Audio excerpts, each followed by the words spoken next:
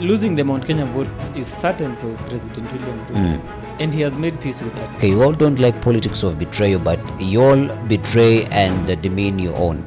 So you castigating your own and you being betrayed, which one is worse?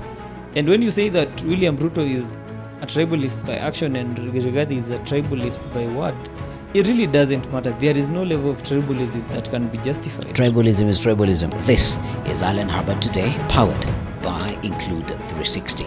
And I am your host, Alan Hubbard. It's not a matter of if, but it's a matter of when. Yeah. The deputy president is going to be impeached. And once the deputy president is impeached, there are going to be repercussions and there are going to be casualties. And there is also definitely going to be a new deputy president. One, I want us to start with the repercussions. And one of the repercussions that I personally have come across, there is a senator, I think it's Senator Manzo.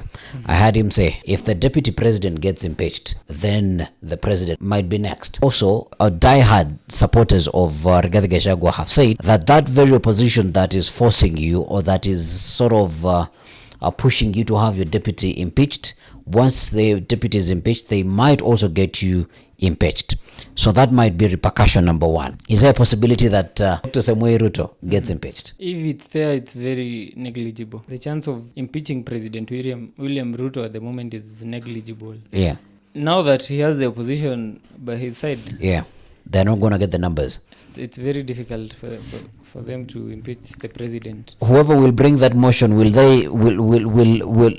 there anybody bold enough to bring that motion to impeach the president? I think Manzo has been recruited into the defense team of Rigathi Gachagua. Yeah. And that's why he went on Daybreak and said that if at all they touch the mountain man, yeah, they must touch the Sugoi man. And they must take them home, both of them. Yeah. But again, if you look at it in terms of the constitution, these people come as a joint ticket. Yeah. And in as much as we are criticizing the deputy president and his shortcomings in the time he has been in that office, well, there is a list, and I think a longer one, that we could write about the president himself. Yeah.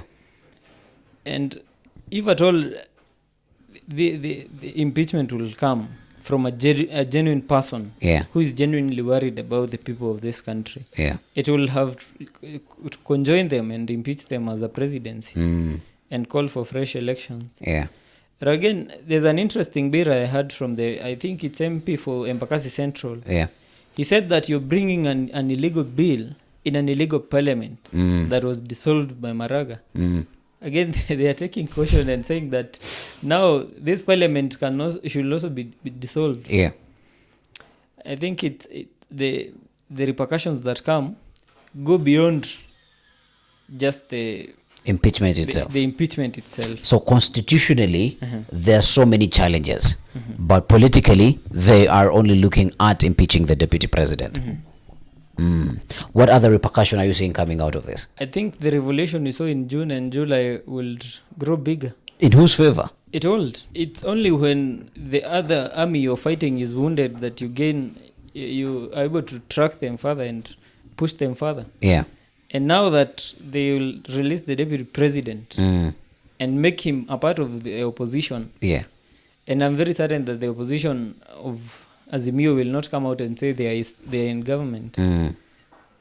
So I think apart from being defended by the MPs in parliament, the government will be very weak on the ground, especially in Mount Kenya region, which was the backbone of the election in 2022. Yeah. So the cracks will now start growing, and we might see the downfall. It might not be sudden, but it will grow to 2027 if they get there, and finally it will be very late that time for President Ruto to salvage anything. So then repercussion number 3 would be the president losing the support that he has from Mount Kenya, because I also remember that Mshomba also weighed in how people of the mountain do not like politics of betrayal. But I was like, okay, you all don't like politics of betrayal, but you all betray and demean your own. So you castigating your own and you being betrayed, which one is worse? Losing the Mount Kenya votes is certain for President William Ruto. And he has made peace with that. Yeah. He acknowledges that even if he retains Deputy President Rigathi Gachagua, he has already lost the he vote. has already lost that. And then probably that's why they are so hell-bent on making sure that now the DP is out. Yeah, because it will be inconsequential in terms of 2027. As well, the unity that has been built now between Ruto and Raila is a threat again to Gachagua himself. Yeah. So he will not be in that camp by 2027.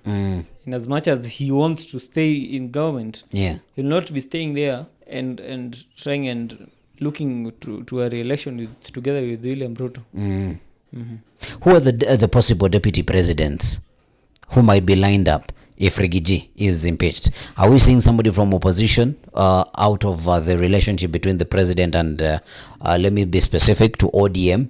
Or are we still seeing somebody from the mountain? For me, I think there are only two possible candidates. One is Professor Kithure Kindiki, Why? Interior. Because I told you the basis of the impeachment itself is politics. And President William Ruto acknowledges that the mountain vote is lost. But again, he has, to some extent, some leniency. If he does not lose all of it, how much can you salvage? And by selecting Kithure Kindiki to be deputy president, You do some damage control. you do some damage control in terms of not losing the entire mountain at this moment, Yeah. but again salvaging some votes in the next election. The other choice I see is Gladys Wanga. Isn't she so far away from it? She's not. I read this immediately after 2022 elections.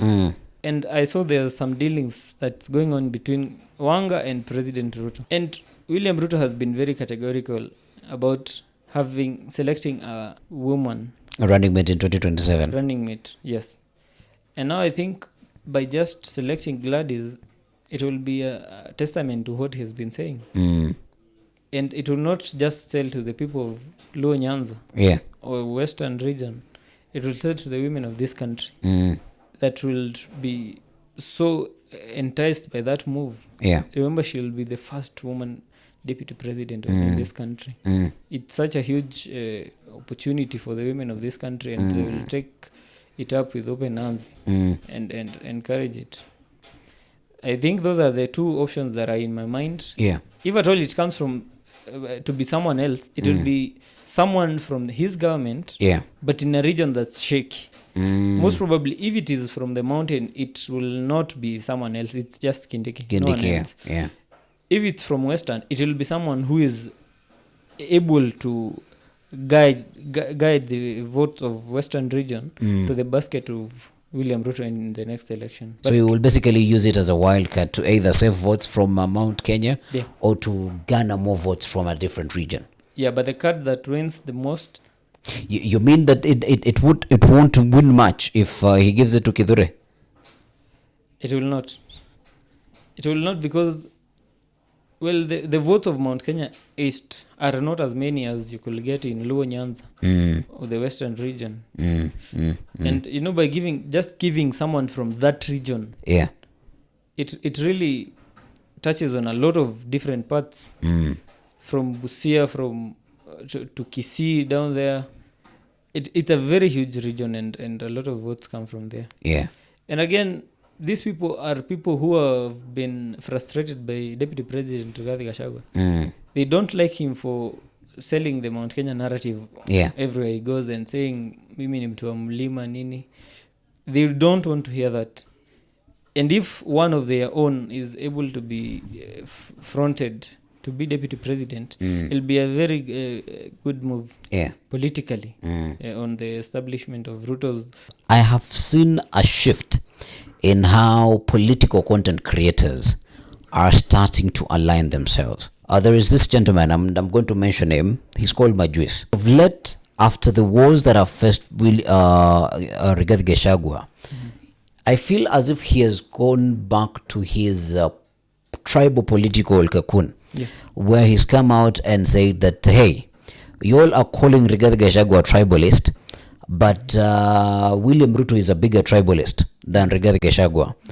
And he went ahead and gave his submissions that Rigathi Gachagua is a tribalist because he is agitating for his community, but William Ruto is a tribal. I will paraphrase the exact way how I heard him say it, that Rigathi Gachagua is a tribalist by words, and William Ruto is a tribalist by action. And he went ahead and said that the president has filled a number of government positions with his people. And he said if any day he would defend anybody, it will be the deputy president. To me, it felt as if Majuis decided to go into his tribal political cocoon. And going forward, as we are seeing what is ensuing between the DP and the president, what role are political influencers, particularly those on social media, what role are they going to play to whip up emotions of the people? Because these are people who have a huge amounts of following on social media. And depending on how people consume media these days, they sure have some influence. Yeah, sure. It doesn't matter if a leader comes from my community. As long as they deliver what I need. Yeah. If it's healthcare, if it's free education, it doesn't matter where they come from. But there's this tendency of people reverting back to their ethnic cocoons and taking people's thoughts for a belief just because they come from their community. Yeah. Just because I'm a Kikuyu, I don't have to have mercy on Rigathi Gachagua because he's being impeached. Yeah. I didn't gain anything when he was deputy president. Yeah. I will lose nothing. If he is not deputy president. If he's not deputy president. But if he was delivering, then you would lose something. That is the point that you're making. Exactly. Yeah. But on these platforms, we need to understand that there are people who are on these platforms for business. You're an influencer, you have a following. Yeah. They approach you and tell you, we want you to sell this agenda for our people, for a person. Yeah. And it's very strategic. It happens that whoever you're supporting comes from your ethnic group. Yeah. And most of your followers are still from that ethnic group. It's quite unfortunate. And if at all any progress is to be made in this country, these are the things we need to get rid of. Because it really doesn't matter. Because when you look at Kenya, it's the beauty of the different ethnicities that we have. But again, ethnicities, we've used that ethnicity to guide our political and social structures, how we live, how we relate with each other. There are regions in this country that people are being told do not marry from this ethnic group. Really, and it doesn't, they do not have a justification. And when you say that William Ruto is a tribalist by action and Rigathi is a tribalist by word, it really doesn't matter. There is no level of tribalism that can be justified. Tribalism is tribalism. It's tribalism, however you see it. If you tell me these people are bad people because they come from another ethnic group, it doesn't make any sense. And if someone beats up another person because they are from another ethnic group, it really does not make his sin bigger. You're just a tribalist, just like the other. It's the nature of the act that's different. It's quite unfortunate that this is the country we're living in, and people take advantage of their following. It's very evident even on platforms such as Twitter. You can see they're called government bloggers. People receive 500 shillings, peanuts, just to tweet and sell an agenda. That's really, you can see that this person is not resonating with the current situation in the country. But really, just because they've received some token and some kind of enticement, they just want to tweet anything. I've seen today they're pushing the poster of Kindiki. And let me tell Kenyans how this really impacts our country badly. In the last 3 months of June, July, and August, the government spent 4 billion in undisclosed expenditures in the Ministry of Interior and State House. This money that is being given to people on social media platforms just to sell agendas, just to distract people from the real issues that affect the people. And you've seen issues with even people like these Kitengela 3 that were arrested just by the act of showing up for a demonstration or even planning it. People are held in custody for a month away from their families. A gentleman called Njagi. Yeah. Bob Njagi. Yeah, Bob Njagi, yes. He had an expectant wife who gave birth to a child when the father when he didn't know where the father was. Yeah.